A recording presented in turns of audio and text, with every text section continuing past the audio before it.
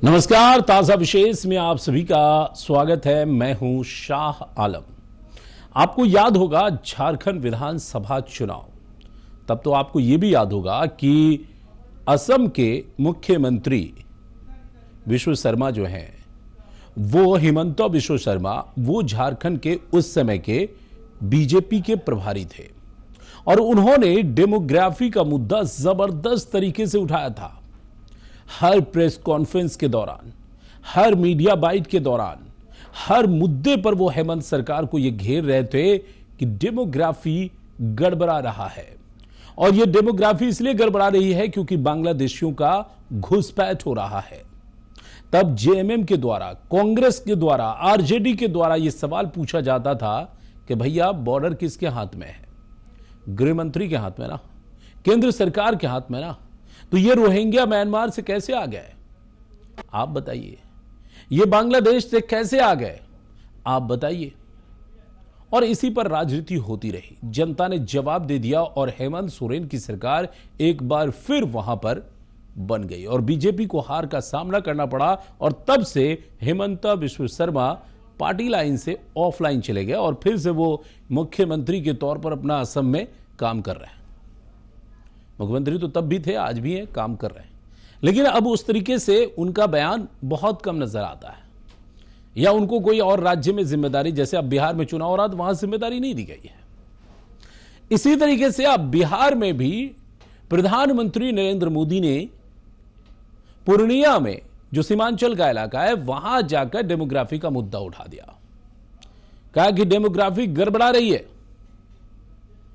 और इन राज्यों में गड़बड़ा रही है, इसलिए इन घुसपैठियों को निकालना जरूरी है और इसे हम निकालेंगे। तो तेजस्वी यादव अब सवाल पूछ रहे हैं कि भैया आपको निकालने से किसने रोका है? आप निकालिए ना, बताइए ना कौन है घुसपैठी।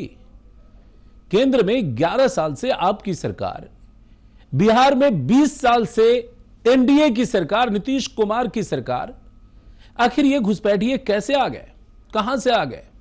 और अगर आ गए, जैसा कि आप कह रहे हैं, यानी बीजेपी कह रही है, तो फिर आप कह रहे हैं कि उनका आधार कार्ड बन गया, उनका राशन कार्ड बन गया, उनका ये कार्ड बन गया, वो कार्ड बन गया, तो ये भी तो राज्य सरकार भी तो आपकी है वहां पर। तो तेजस्वी यादव कहते हैं कि दरअसल इन सब से इनका कोई लेना देना नहीं है। ये घुसपैठिए वाला मुद्दा कोई मुद्दा नहीं है, ये पोलराइजेशन की कोशिश है, वोटों के ध्रुवीकरण की कोशिश है। लेकिन जनता समझ चुकी है बिहार में अब बेरोजगारी की बात हो रही है, दवाई की बात हो रही है, सिंचाई की बात हो रही है, पढ़ाई की बात हो रही है। इन सब बातों से लोगों का कोई लेना देना नहीं, ये तेजस्वी यादव कह रहे हैं और तेजस्वी यादव ने यही कहकर पलटवार किया है। ऐसे में आज ताजा विशेष में हम इसी मुद्दे पर चर्चा करेंगे कि क्या वाकई डेमोग्राफी का मुद्दा कोई बड़ा मुद्दा है, या बीजेपी के पास वाकई सिर्फ एक ही हथियार है कि उसके जरिए सिर्फ वो पोलराइज कर सके वोटर्स को। अब आप जरा सोचिए कि बिहार में बीजेपी पोलराइज करने की कोशिश कर रही है और बंगाल बीजेपी के अध्यक्ष मुसलमानों को आश्वस्त कर रहे हैं कि आपको कोई नहीं भगा सकता, आप डरिए मत, भयभीत मत होइए। आप जरा सोचिए ये कैसी पॉलिटिक्स है। इसलिए तेजस्वी यादव ये पूछ रहे हैं कि प्रधानमंत्री बिहार में तो डेमोग्राफी का मुद्दा उठा रहे हैं, अब झारखंड क्यों नहीं जा रहे? वहां जाके भी कहें कि डेमोग्राफी गड़बड़ थी, उसको अब हम ठीक कर रहे हैं। तो ये चुनावी मुद्दा इनका रहता है। आज इसी पर हम चर्चा करेंगे, लेकिन पहले आइए आपको दिखाते हैं ये रिपोर्ट। जैसे जैसे बिहार विधानसभा चुनाव 2025 नजदीक आ रहे हैं, राज्य की राजनीति में गर्मी तेज होती जा रही है। इस बार जातीय समीकरणों और विकास के वादों के बीच घुसपैठ का मुद्दा प्रमुख रूप से उभर कर सामने आ रहा है। खासकर सीमावर्ती जिलों में जैसे कटिहार, किशनगंज, पूर्णिया और अररिया, इन जिलों में ये विषय चुनावी बहस का केंद्र बन गया है। ऐसे में सवाल उठता है कि आखिर ये घुसपैठ होता क्या है? दरअसल एनडीए की माने तो बांग्लादेश, नेपाल और म्यांमार जैसे दूसरे देशों से अवैध तरीके से जो लोग सीमा पार करके बिहार आ गए, उन्होंने पूरी डेमोग्राफी को बदला है। इसे लेकर खुद पूर्णिया की रैली में पीएम मोदी ने भी मुद्दा उठाया था। आज सीमांचल और पूर्वी भारत में घुसपैठियों के कारण डेमोग्राफी का कितना बड़ा संकट खड़ा हो चुका है। बिहार, बंगाल, असम, कई राज्यों के लोग अपनी बहनों बेटियों की सुरक्षा को लेकर चिंतित है। इसलिए ही मैंने लाल किले से डेमोग्राफी मिशन की घोषणा की है। वहीं राजद और कांग्रेस इस मुद्दे को ध्रुवीकरण की राजनीति बताकर खारिज कर रहे हैं और कह रहे हैं ये सिर्फ चुनावी स्टंट है। मंगलवार को जहानाबाद से बिहार अधिकार यात्रा की शुरुआत करते हुए तेजस्वी यादव ने कहा कि अगर घुसपैठिए हैं तो उन्हें निकालें, इससे उन्हें कौन रोकता है। इसके साथ ही उन्होंने पूछा कि झारखंड चुनाव में घुसपैठिए थे, वो घुसपैठिए अब कहाँ गए। कौन सी बात करेंगे, वो यही बात करेंगे। भाई कौन रोका है तुमको घुसपैठिया को बाहर भगाने से? 11 साल से आप कर क्या रहे थे प्रधानमंत्री रहते हुए? आपका बिहार में 20 साल से सरकार है, क्या कर रहा था? जरा हमको भी बताओ कौन है घुसपैठिया, जरा कोई तो अब तक चिन्हित तो किया गया होगा ना, जरा बताएं। केवल चुनाव में भाषण देने से नहीं। अभी झारखंड में चुनाव था तो वहां घुसपैठिया था, अब घुसपैठिया नहीं है। अब वहां जाकर के घुसपैठिया के बारे में बोल रहे हैं। तो ये घुसपैठिया को केवल जो है मुद्दों से भटकाना है। ये तो रही नेताओं की बात, लेकिन जमीनी हकीकत क्या है? सरकारी आंकड़ों के अनुसार सीमावर्ती इलाकों में बॉर्डर सिक्योरिटी फोर्स यानी बीएसएफ की तैनाती के बावजूद सीमाएं पूरी तरह सील नहीं हो पाई हैं। कई रिपोर्टों में सामने आया है कि नेपाल और बांग्लादेश की खुली सीमाओं के जरिए रोजाना अवैध रूप से लोगों की आवाजाही होती है, जिनमें कुछ अपराधी तत्व भी शामिल हैं। स्थानीय लोग बताते हैं कि नकली आधार कार्ड और राशन कार्ड के जरिए घुसपैठिए राज्य की सुविधाओं का लाभ भी ले रहे हैं। ऐसे में सवाल ये भी है कि यहाँ के मतदाता क्या सोचते हैं। ग्रामीण क्षेत्रों में जहां विकास और रोजगार बड़ा मुद्दा बना हुआ है, वहीं शहरी और सीमावर्ती क्षेत्रों में बाहरी बनाम बिहारी की बहस तेज हो रही है। युवा मतदाता इसे राजनीतिक नौटंकी मान रहे हैं। वहीं कुछ क्षेत्रों में सुरक्षा को लेकर वास्तविक चिंता भी देखी जा रही है। कुल मिलाकर बिहार चुनाव 2025 में घुसपैठ का मुद्दा केवल सीमाओं तक सीमित नहीं रहेगा, बल्कि ये राजनीतिक विमर्श, मीडिया बहस और मतदाता ध्रुवीकरण का बड़ा आधार बन सकता है। जहां एक ओर सुरक्षा और जनसंख्या संतुलन की बातें की जा रही है, वहीं दूसरी ओर ये भी स्पष्ट है कि ये मुद्दा वोट बैंक की राजनीति से भी गहराई से जुड़ा हुआ है। लेकिन बड़ा सवाल यह है कि जो एनडीए इस मुद्दे को उठा रहा है, उसी के पास ये जिम्मेदारी होनी चाहिए कि आखिर बॉर्डर से कोई कैसे अवैध तरीके से भारत में घुस आया, और अगर घुस भी आया तो बिहार में भी पिछले 20 सालों से एनडीए की सरकार है। आखिर उन्होंने अपने राशन कार्ड, आधार कार्ड या कोई अन्य दस्तावेज कैसे बना लिए? इसकी जिम्मेदारी तो एनडीए की ही होनी चाहिए। हमारे साथ बिहार से दो खास मेहमान, एक सुशांत गोप साहब हैं जो कि किशनगंज से हमारे साथ जुड़ रहे हैं, वो हमारे साथ होंगे। सुशांत जी, बहुत बहुत वेलकम है आपका। और हमारे साथ नूर हिंदुस्तानी जो कि एक सामाजिक कार्यकर्ता है, एडवोकेट है, पटना हाईकोर्ट में, वो भी हमारे साथ जुड़ गए हैं। नूर हिंदुस्तानी साहब, आपका भी बहुत बहुत वेलकम है। चर्चा की शुरुआत हम गोप साहब आपसे ही करना चाहेंगे। ये मुद्दा है क्या सीमांचल में, चूंकि आप राजनीति कर रहे हैं, सीमांचल में 20 सूत्री के आप अध्यक्ष भी हैं, पूर्व जिला अध्यक्ष रहे हैं अपनी पार्टी के, ये मुद्दा है क्या सीमांचल में? भाई साहब, मुद्दा सीमांचल में केवल और केवल विकास का मुद्दा है। हाँ। और किसी भी तरह का कोई मुद्दा इस बार सीमांचल में चलने वाली नहीं है। हाँ। लोग भ्रमित होने वाले नहीं है। हाँ। समय समय पे झूठी कई दिनों तक प्रचार चलता है, लेकिन वो प्रचार, झूठी की प्रचार ज्यादा देर तक नहीं टिक पाता है और वो फिर अपने धरातल पे नीचे गिर जाता है। चाहे वो आपका एसआईआर में वोटर लिस्ट और आवासीय प्रमाण पत्र का मामला उठाया हो, चाहे संविधान का मामला उठाया हो, या भ्रष्टाचार का मुद्दा उठाया हो, सीमांचल में इस बार केवल एनडीए का लहर है और निश्चित रूप से इसका आने वाले चुनाव में बेहतर। सुशांत जी, आपने कहा कि बिल्कुल सिर्फ डेवलपमेंट ही एक बड़ा मुद्दा है सीमांचल के अंदर, उस पर जनता तय करती है, चाहे वो एसआईआर का मुद्दा उठाया जाए, चाहे वो संविधान का मुद्दा उठाया जाए, वो सब नहीं चलने वाला है। लेकिन कल प्रधानमंत्री ने खुद ही इस मुद्दे को उठा दिया पूर्णिया के एयरपोर्ट कार्यक्रम से। वहां से प्रधानमंत्री ने कहा कि डेमोग्राफी गड़बड़ा रही है। नहीं, घुसपैठ तो हमेशा से मुद्दा रहा है। किसी भी सीमा क्षेत्र में, किसी भी सीमा क्षेत्र के जिलावर्ती क्षेत्रों में घुसपैठ समस्या हमेशा से समस्या भी रहा है। समय समय पे उसका समाधान भी हुआ है और ये जो एसआईआर में जो चिन्हित वोटरों को नोटिस चला गया है, उनको अपनी आपत्ति दर्ज करने का समय दिया गया है।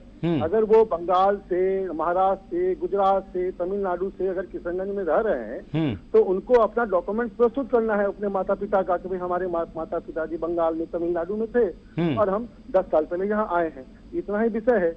लेकिन घुसपैठ तो किशनगंज की समस्या सीमावर्ती क्षेत्र की मूलतः कई वर्षों से समस्या रहा है।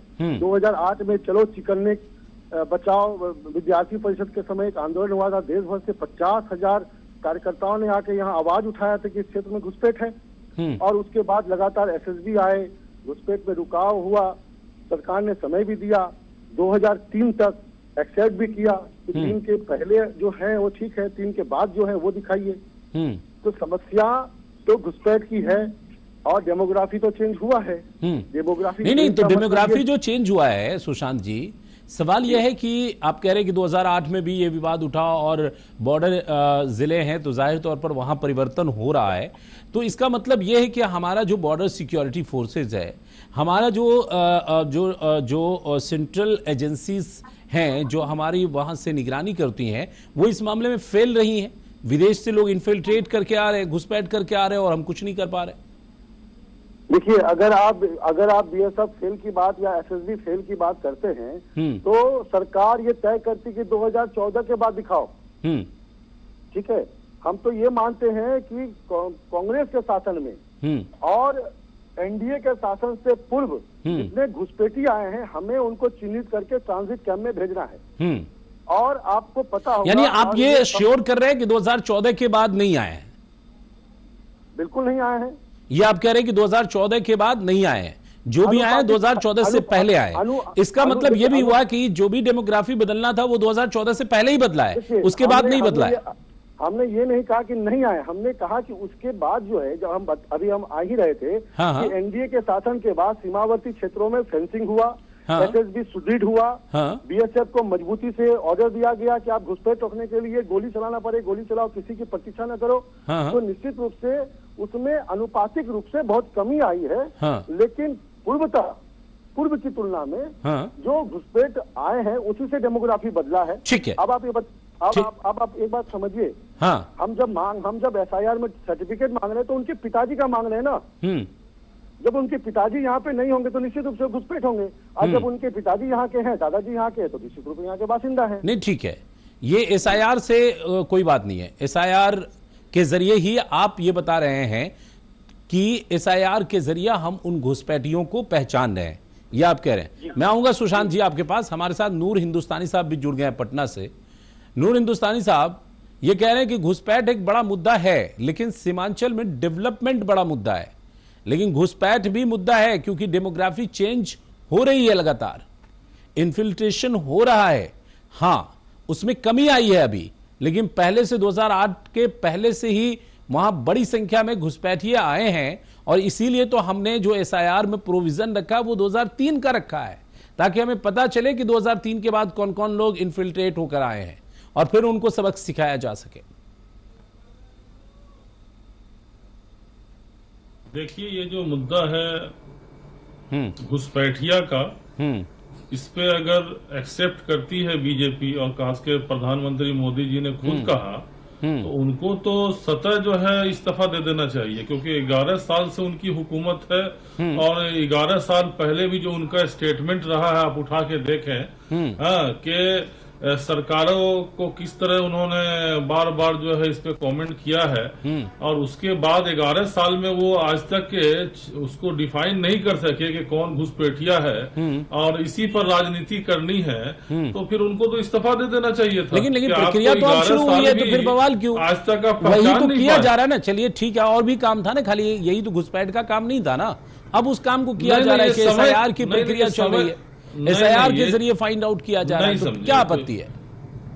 नहीं, एसआईआर की अगर जरूरत थी तो इनको पार्लियामेंट के चुनाव के बाद ही शुरू कर देना था। यहाँ तो सबकी आपत्ति समय को लेकर के है कि आपने जो टाइम बॉन्ड क्रिएट किया है, उस टाइम की मंशा पे आपकी नीयत, हमेशा आपकी नीयत खराब रही है। तो इस टाइम फ्रेम में जो आपने चीजों कंक्लूड किया है, बाढ़ जो है बाढ़ प्रभावित हमेशा से रहा, और ये जो मौसम चल रहा है, ये जो महीना चल रहा है, ये 2 महीने से नॉर्थ बिहार के अक्सर जिले जो है बाढ़ प्रभावित होते हैं। अक्सर जिले जो है वो गांव जो है वो बाढ़ में डूब जाते हैं। तो आपने ये प्रक्रिया का समय पे लोगों का क्वेश्चन है, कोई भी विपक्षी पार्टियां भी तो ऐसा नहीं कहती है कि आप मत कराइए, वो आपके समय पे टाइम बॉन्ड पे इस बात का सवाल आपसे कर रही है कि आप जो टाइम फ्रेम क्रिएट किया है ये 2 महीने का, ये सवाल का लेकिन बीजेपी के लोग तो ये कहते हैं ना कि आपको वो प्रिय इसलिए लगते हैं क्योंकि वो आपका वोट बैंक है।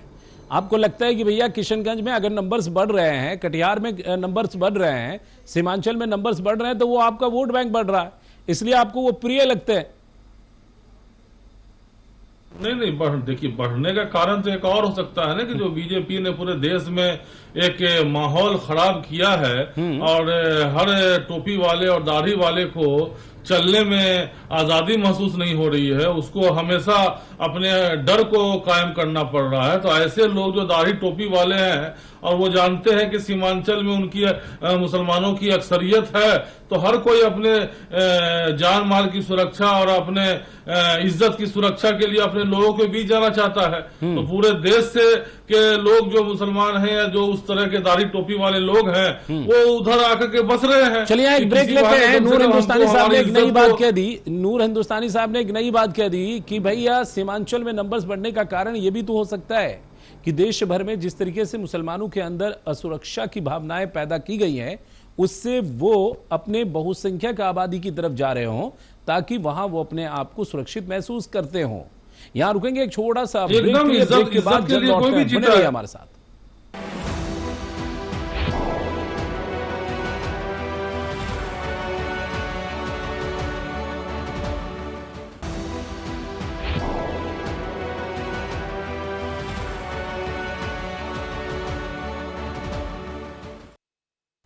ब्रेक के बाद एक बार फिर से आप सभी का स्वागत है। आइए अब आपको सुनवाते हैं कि किशनगंज के लोग, जो स्थानीय लोग हैं, उनसे हमारे सहयोगी ज़ियाउर रहमान ने बातचीत की।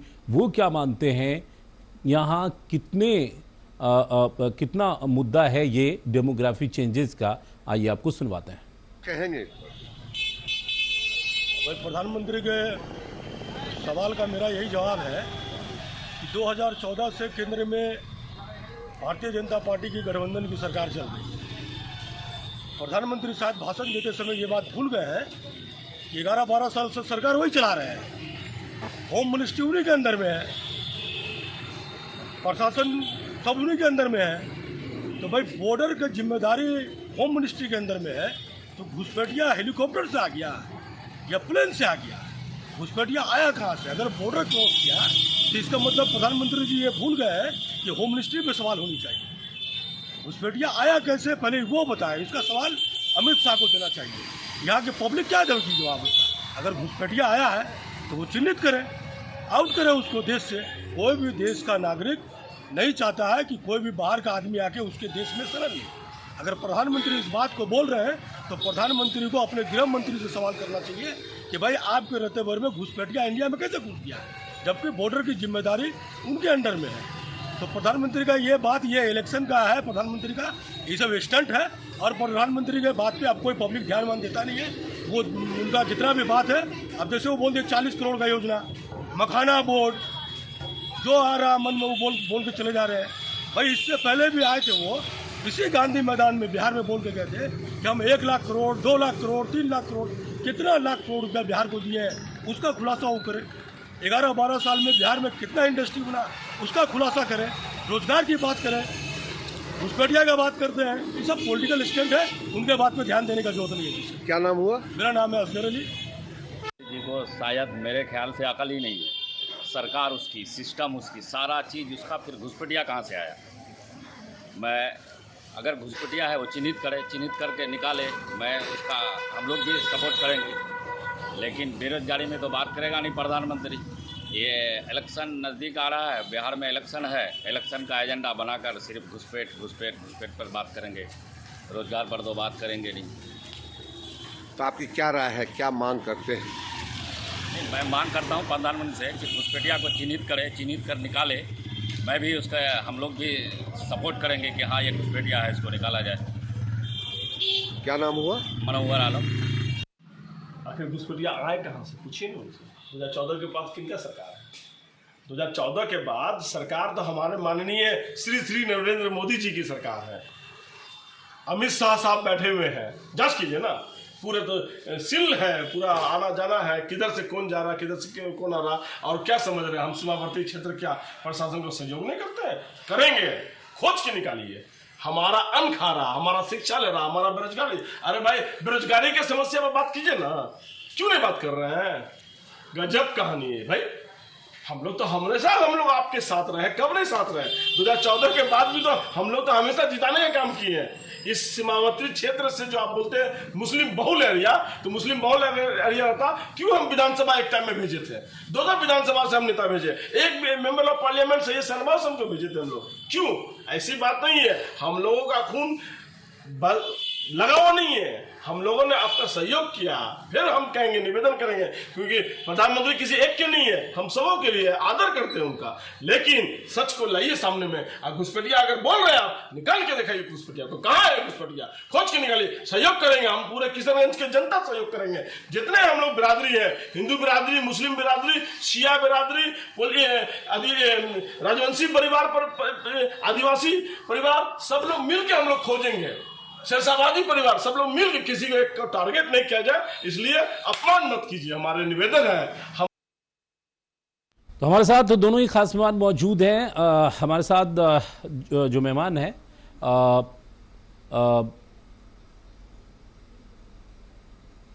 गोप साहब हमारे साथ है। गोप साहब, एक चीज वहां के स्थानीय लोग भी कह रहे हैं कि कहां है घुसपैठिया, अगर है तो खोजिए, हम सब लोग साथ हैं, खदेड़ के भगाइए। देखिए, एक तो पहले सबसे पहले नूर हिंदुस्तानी जी का हम एक सवाल का जवाब देना चाहेंगे, या फिर उनके भ्रम को दूर करना चाहेंगे। उन्होंने कहा कि मोदी जी ने एक ऐसा माहौल बनाया भाजपा ने कि मुस्लिमों को लगता है कि उनकी स्थिति भारत में अच्छी नहीं है, इसीलिए वो मुस्लिम क्षेत्र में जाके वहां पे रह रहे हैं और उनकी संख्या बढ़ा रहे हैं। तो आप ये मानते हैं कि बिहार सुरक्षित है मुसलमानों के लिए? सबसे पहला बात, उसके लिए हम उसका आभार व्यक्त करते हैं कि आप ये मानते हैं कि बिहार पूरी तरह से सुरक्षित है मुसलमानों के लिए। दूसरा है, देश के किसी कोने से अगर मुसलमान तो उस क्षेत्र में आते हैं जिस क्षेत्र में मुस्लिम आबादी ज्यादा है, तो उसमें आपत्ति किसी को नहीं है। यहाँ पे किसी घुसपैठ को किसी जाति धर्म से जोड़ा नहीं गया है। घुसपैठिया हैं वो हैं जिनको बिना दस्तावेज के भारत में प्रवेश किए हैं और लगातार रह रहे हैं। आपने देखा होगा ऑपरेशन सिंदूर के बाद, आपने कवर किया होगा ऑपरेशन सिंदूर के बाद, आपके कलकत्ता में, आपके पंजाब में, जम्मू में 20-20 साल से लोग अपने बाल बच्चा स्कूल कॉलेज इंजीनियरिंग डिग्री सब लेके यहाँ रह रहे थे, लेकिन जब दस्तावेज खोजा गया तो पता चला वीजा में आए थे और गए नहीं, गायब हो गए, नाम बदल लिया, किसी मदरसा में शिक्षक बन के रह गए और वहाँ पे जांच नहीं हुआ तो लगातार 20 वर्षों से रह रहे थे। ठीक है, तो नूर हिंदुस्तानी से इस पे जवाब ले लेते हैं। बहुत अच्छा आपने एक रिएक्शन दिया उस पर। नूर हिंदुस्तानी, ये तो अच्छी बात है ना कि कम से कम आप ये मान गए कि बिहार मुसलमानों के लिए सुरक्षित है। नहीं, सुरक्षित तो है ही अभी तक, लेकिन अभी तक बीजेपी की पूरी हुकूमत आई नहीं है ना। अभी 32 दांत दिखाने वाला है, वो खाने वाला भी सामने नहीं आया है, क्योंकि उनको हुकूमत मिली नहीं है। वरना आप देखिए उत्तराखंड में क्या हो रहा है, खुलेआम नंगा नाच हो रहा है। वहां खुलेआम सारे लोग बोल रहे हैं बीजेपी के मुस्लिम मुक्त उत्तराखंड बनाया जाएगा। नैनीताल में क्या हो रहा है, तो उस पर तो कोई बात ही नहीं कर रहा है। और ये जो कह रहे हैं गोप साहब, वो कह रहे हैं कि बिहार में चूंकि पूर्ण बहुमत नहीं है मुसलमान है, जहां आपके वहां देखिए क्या हो रहा है। गुरुग्राम में वो उत्तराखंड का जिक्र कर रहे थे, वहां पे क्या हो रहा है। चलिए, बहुत बहुत शुक्रिया आप दोनों मेहमानों का, बहुत बहुत शुक्रिया। कुल मिलाकर डेमोग्राफी का मुद्दा भी है, लेकिन बीजेपी के जो स्थानीय नेता हैं शायद वो भी ये मानते हैं कि डेमोग्राफी को बड़ा मुद्दा ना बनाया जाए, डेवलपमेंट को ही बड़ा मुद्दा रखा जाए, तभी फायदा हो सकता है। नहीं तो ये रिएक्शन हो सकता है जैसा झारखंड में हुआ है। लेकिन प्रधानमंत्री ने बयान दिया है तो जाहिर तौर पर बाकी नेता भी उनके पीछे खड़े हो सकते हैं। देखना होगा आगे क्या कुछ होता है। विशेष में इतना ही, नमस्कार।